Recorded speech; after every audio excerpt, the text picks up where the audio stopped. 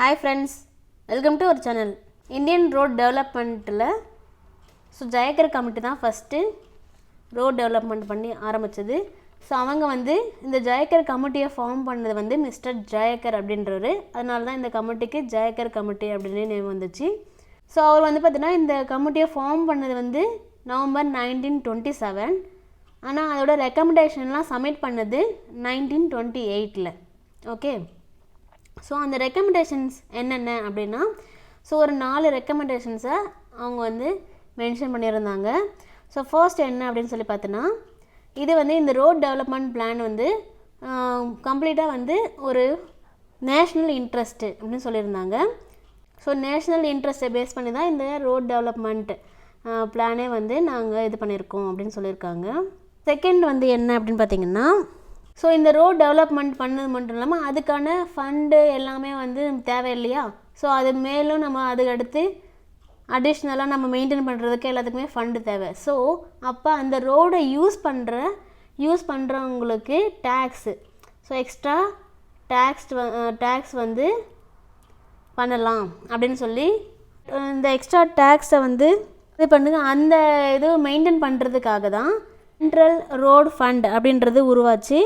So அவங்களுடைய third recommendation என்னன்னு சொல்லி பார்த்தீங்கன்னா, ஸோ செமி அஃபிஷியல் டெக்னிக்கல் பாடி கன்சிடர் பண்ணணும். ஸோ அவங்க நமக்கு ரோடோட எக்ஸ்பர்ட்டுக்கு ஒரு அட்வைசரி ஃபார்ம் பண்ணணும் அப்படின்னு சொல்லி ரெக்கமெண்ட் பண்ணியிருந்தாங்க. ஸோ அது மூலிமா இந்த ரெக்கமெண்டேஷன் ரிசல்ட்டாக என்ன நடந்தது அப்படின்னா, ஐஆர்சின்றது ஃபார்ம் பண்ணப்பட்டுச்சு.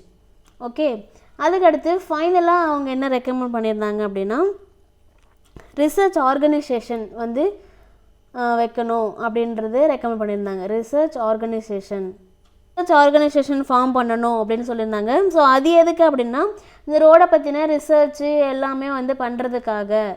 ஸோ இது மூலிமா என்ன ரிசல்ட் கிடச்சிது அப்படின்னா, CRRI ஃபார்ம் ஆச்சு. இப்போ இதுதான் Jayakar கமிட்டி மிஸ்டர் Jayakar இது பண்ணார். ஸோ 1927 ஃபார்ம் ஆகி இந்த ரெக்கமெண்டேஷன்ஸ்லாம் 1928 சப்மிட் பண்ணாங்க.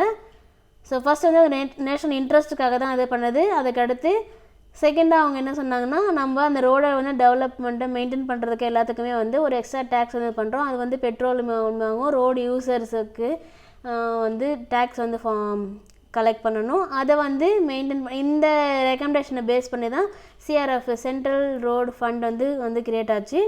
அதுக்கடுத்து பார்த்திங்க அப்படின்னா, ஒரு செமி அஃபிஷியல் டெக்னிக்கல் பாடி அட்வைசரியாக இருக்கணும், ரோடை பற்றின எல்லா வேரியஸ் ஃபேக்டர் இருக்கும் அப்படின்னு சொல்லி அது மூலிமா அதோட ரிசல்ட்டாக ஐஆர்சி ஃபார்ம் ஆச்சு.